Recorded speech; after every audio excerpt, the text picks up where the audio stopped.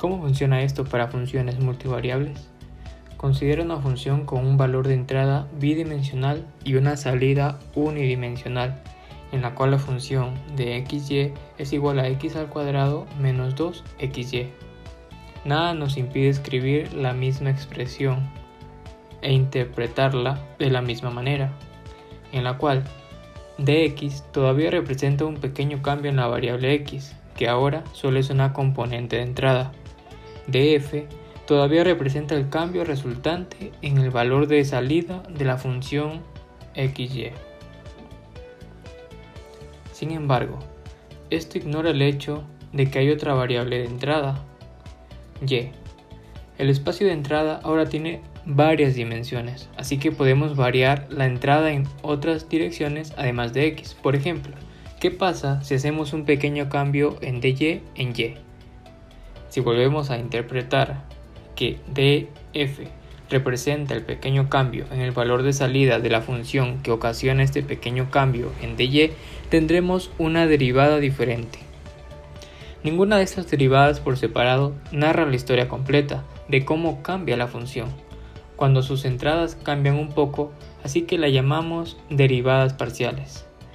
Para enfatizar la diferencia, ya no usamos la letra d para indicar los pequeños cambios, sino que introducimos el novedoso símbolo para escribir cada derivada parcial, como vemos a continuación.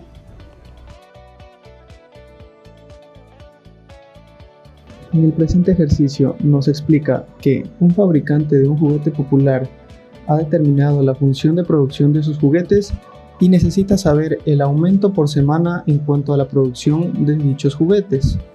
Como datos tenemos la función de producción, que es P igual a la raíz cuadrada de L por K, siendo L las horas trabajadas por semana, K el capital expresado en dólares por semana y P que es igual a las gruesas producidas por semana. Los datos del ejercicio también nos dan que L es igual a 400 horas por semana y K es igual a 16, siendo $1.600 por semana. Es necesario modificar la función para facilitar su resolución, y para esto necesitamos cambiar los radicales a exponentes, y procedemos a realizar la razón de cambio de cada una de las variables, obteniendo la derivada parcial de L, que es la derivada externa por la derivada interna, manteniendo una constante que en este caso sería la letra K, y la derivada parcial de la letra K con respecto a la derivada externa por la derivada interna, manteniendo como constante en este punto a la letra L. Luego realizamos una sustitución con cada una de las derivadas parciales, reemplazando los datos que nos da el problema, obteniendo que en la derivada parcial con respecto a L el resultado es 0,1 y en la derivada parcial con respecto a K el resultado es 2,5. Luego, como resultado final, tenemos la interpretación de resultados, en donde tenemos dos conclusiones. La primera conclusión es que cuando aumentamos las horas trabajadas por semana de 400 a 401 y el capital aportado permanece en $1.600, se nota que se aumenta la producción en 0,1 gruesas. Y la segunda conclusión es que cuando aumentamos la capital de $1.600 a $1.700 y las horas trabajadas por semana permanecen constantes en 400, se nota que la producción aumenta en 2.5 gruesas.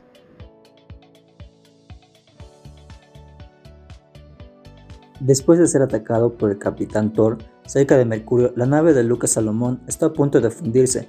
La posición de la nave es 111 y la temperatura viene dado por nuestra siguiente función, donde x, y y z se dan en metros. Nos pide que encontremos en qué dirección tiene que moverse la nave para reducir su temperatura más rápidamente. Además que si viaja en esa dirección a una velocidad de 1 metro sobre segundo, nos pide que encuentre el cambio de temperatura por unidad de tiempo. Hay que tener en cuenta que la dirección de crecimiento de nuestra función viene dado por el gradiente, pero como nos dice que nos pide reducir su temperatura más rápidamente, encontraríamos la dirección de gradiente de nuestra función en sentido contrario, para lo cual tenemos que hallar el gradiente de la temperatura. Para ello necesitamos hacer las derivadas parciales con respecto a x, y y z. Una vez que estemos haciendo las derivadas parciales, la derivada de t con respecto a x sería la derivada de un exponente por ella misma, y aquí aplicaríamos la regla de la cadena y nos fijaríamos en el parámetro x. Lo mismo de t con respecto a y, aplicamos la derivada del exponente, la cual es ella misma, y nos fijaríamos en nuestro parámetro y. Lo mismo aplicaríamos en la derivada de z, aplicamos la derivada del exponente, que es ella misma, y nos fijaríamos en nuestra variable z, lo cual aplicamos aquí también la regla de la cadena, que en lo cual tendríamos menos 6z. Y una vez que hayamos hecho esto, procedemos a calcular el gradiente en el punto 1, 1, 1 de nuestra función.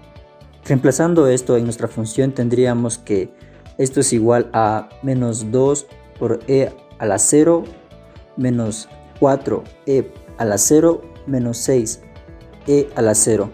Entonces nuestra dirección de máximo crecimiento viene dado por los puntos menos 2, menos 4 y menos 6. Entonces, para tener solamente la dirección, lo que debemos hacer es dividir por el módulo. Entonces el vector que nos da nuestra dirección sería el siguiente. Esto es igual a menos 1 sobre raíz de 14, menos 2 sobre raíz de 14, menos 3 sobre raíz de 14. Pero ese vendría a ser el máximo crecimiento de la temperatura. Sin embargo, nos pide reducir la temperatura, lo cual tendría que ser el máximo de crecimiento, para lo cual obtendríamos los puntos 1 sobre raíz de 14, 2 sobre raíz de 14 y 3 sobre raíz de 14. Esto sería en la misma dirección, pero en sentido opuesto. La segunda pregunta nos pide que si viaja en esa dirección a una velocidad de 1 metro sobre segundo, nos pide que encuentre el cambio de temperatura por unidad de tiempo. ¿En qué dirección? Pues en la dirección de máximo de crecimiento, el cual ya lo hemos calculado. Como se sabe que la derivada direccional viene dado por el producto escalar del gradiente en el punto por la dirección. La dirección hay que tener en cuenta que tiene un módulo, el cual es 1. Para ello procedemos a realizar el respectivo cálculo.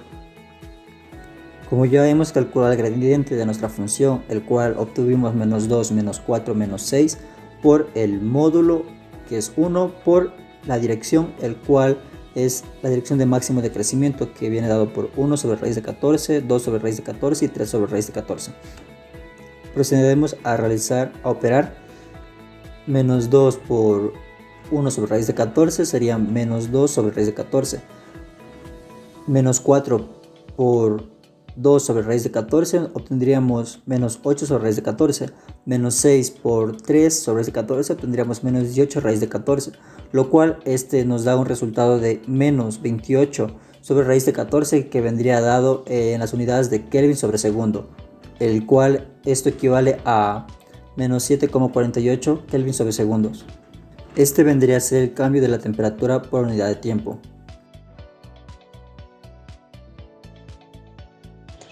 Tenemos un caso de aplicación en ingeniería y negocios. Nos dice la temperatura en un punto X, Y en una plancha de metal plana está dada por Tx, Y igual a 60 sobre 1 más X al cuadrado más Y al cuadrado, donde T se mide en grados centígrados, XY y en metros. Calcule la razón de cambio de la temperatura con respecto a la distancia en el punto 2,1 en la dirección X y la dirección de Y. Entonces empezamos a identificar la función en la que estamos trabajando y también identificamos su punto de referencia, que es 2,1. Planteamos la ecuación, es decir, 60 sobre 1 más X al cuadrado más Y al cuadrado en la dirección de X. Entonces, en la dirección de X es la parcial con respecto a X en el punto 2,1.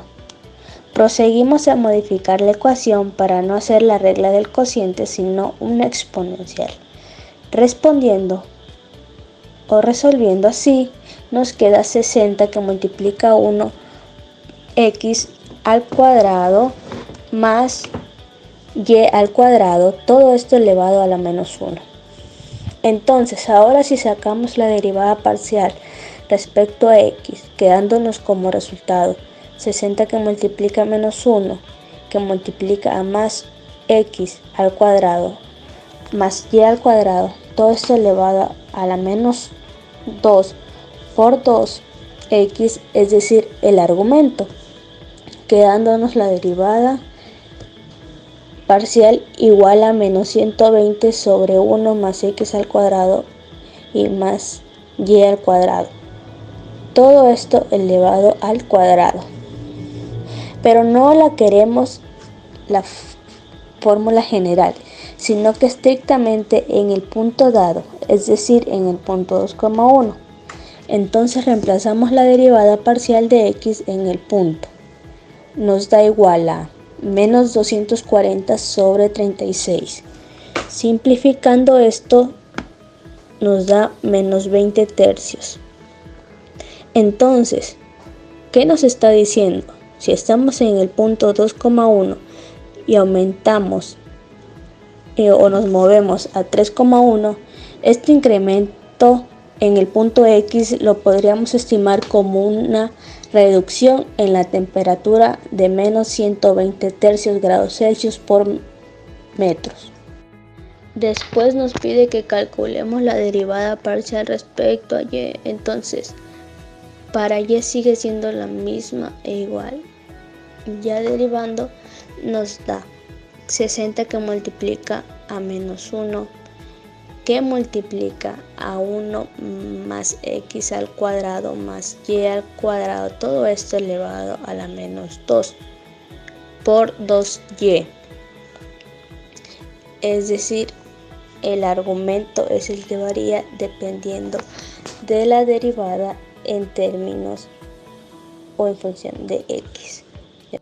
Arreglando todo esto nos quedaría menos 120y sobre 1 más x al cuadrado más y al cuadrado elevado todo esto al cuadrado. Reemplazando en el punto 2,1 da igual a menos 120 sobre 36.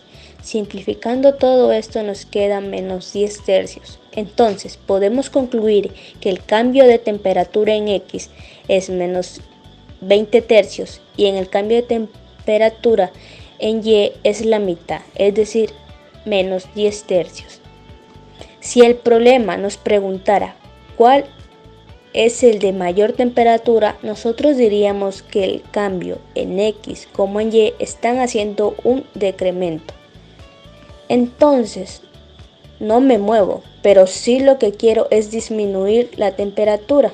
Entonces, t de x pues es menos 6,66 y t de y decrementa la mitad, es decir, menos 3,33. Entonces nos diría que movernos a la dirección de x daría mayor tasa de enfriamiento que en la dirección de t de y. Tenemos menos pérdida de calor, entonces sería la más conveniente, es decir, me conservaría más caliente. Esto es bien importante en las cuestiones donde habla de las industrias alimenticias, como vaya la fuente de calor durante toda la mezcla que está trabajando. También tiene mucho que ver en el tema de los climas, por ejemplo, las corrientes o los choques calientes que generan muchos impactos. Entonces tenemos muchas aplicaciones de cómo los cambios de temperatura pueden repercutir y conocer con anticipación cómo se comporta o poder estimar lo que va a suceder y va a tener una mayor información para poder tomar medidas necesarias. El siguiente gráfico nos dice: un cilindro circular recto tiene 4 centímetros de radio y 20 centímetros de altura. Determina la razón de cambio del volumen del cilindro respecto al radio y la altura. Entonces, basándonos desde nuestro esquema gráfico, podemos plantear la ecuación del volumen, que viene dada por volumen es igual a pi por r cuadrado por h. Entonces, como primer inciso nos pide determinar la razón de cambio del volumen respecto al radio, por lo cual procedemos a realizar la derivada parcial respecto al radio. teniendo entonces que es igual a 2pi por r y por h. Reemplazando los valores de la altura y el radio, nos queda 2pi que multiplica a 4i por 20, que viene siendo igual a 160pi. Transformado a decimales, nos queda que es igual a 502.65 unidades cúbicas. Como segundo inciso, nos pide determinar la razón de cambio del volumen respecto a la altura. Entonces, realizando la derivada parcial de la función respecto a la altura, nos queda que es igual a pi por r cuadrado. Reemplazando el valor de r, nos queda que es igual a pi por 4 elevado al cuadrado, dando como resultado 16pi, que transformado en decimales es igual a 50.26 unidades cúbicas. Entonces, en conclusión, podemos afirmar que el volumen del cilindro varía mucho más respecto al radio a diferencia de la altura.